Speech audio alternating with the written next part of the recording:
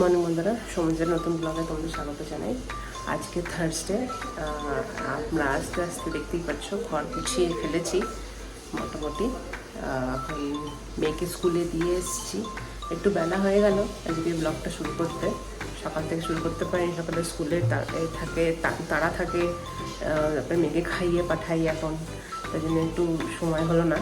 তাই এখন বাজে 12:15, মেয়েকে স্কুলে ছেড়ে এসেছি। এখন রান্না বান্না চলছে।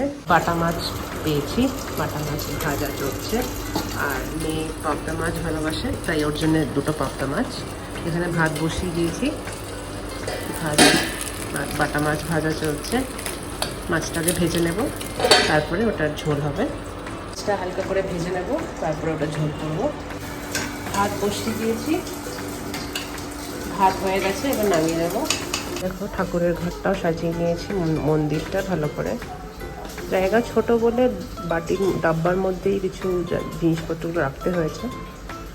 এদিকে আমাদের ঘরটাও মোটামুটি গুছিয়ে নিয়েছি। দেখতে পাচ্ছ table chair, treadmill, sofa, table chair, একটা ছোট সেন্টার টেবিল সেদিনকে কিনে আনলাম, প্লাস্টিকেরই, বেশি বড় জিনিস কিনিনি। এদিকে টিভিটাও সেট হয়ে গেছে। রান্নাঘরেও প্রায় মোটামুটি জিনিস গুছিয়ে নেওয়া হয়ে গেছে। এখানে মাইক্রোওয়েভ মিক্সি রেখেছি, আর মাসকাবাড়ির জিনিস মশলাপাতি সবই ওয়ার্ড্রপগুলোতে, আর নিচের ওয়ার্ড্রপগুলোতে বাসনপত্র রেখেছি।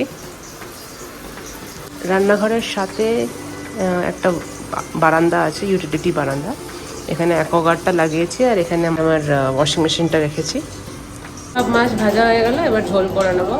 জিরে দিয়ে দিচ্ছি, কুচি হলুদ দিয়ে দিলাম,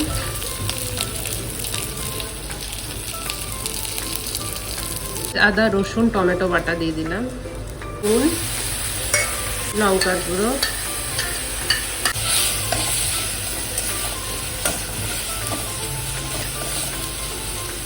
ধনে গুঁড়ো, জিরে গুঁড়ো,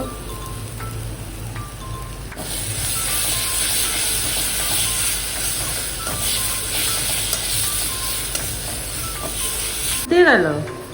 মশলাটা কষে গেছে, এবার মিক্সি ধোয়া জলটা তার মধ্যে দিয়ে দেবো। অল্প অল্প করে দিচ্ছি, সবটা একসাথে দেবো না।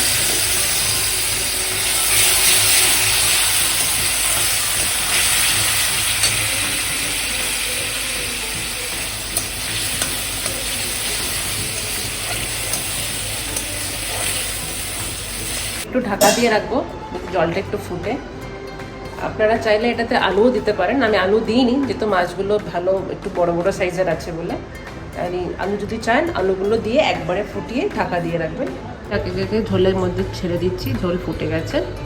ঠিক আছে, এবার নামানোর আগে একটু ধনেপাতা ছড়িয়ে দেবো, নিয়ে মাছ নামিয়ে দেবো। মাছের ঝোল হয়ে গেল।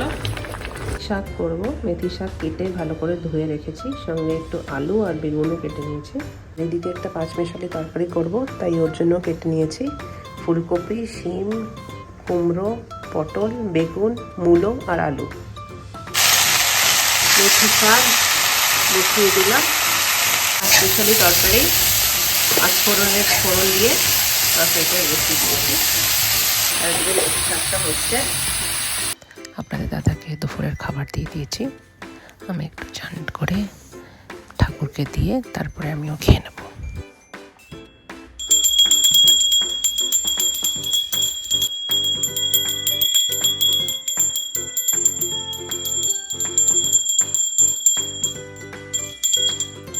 রাতের খাবার দিয়ে আজকের ব্লগটা এখানেই শেষ করলাম। সবাই খুব ভালো থাকবে, সুস্থ থাকবে, সাবধানে থাকবে। দেখা হবে পরের একটা অন্য ব্লগে।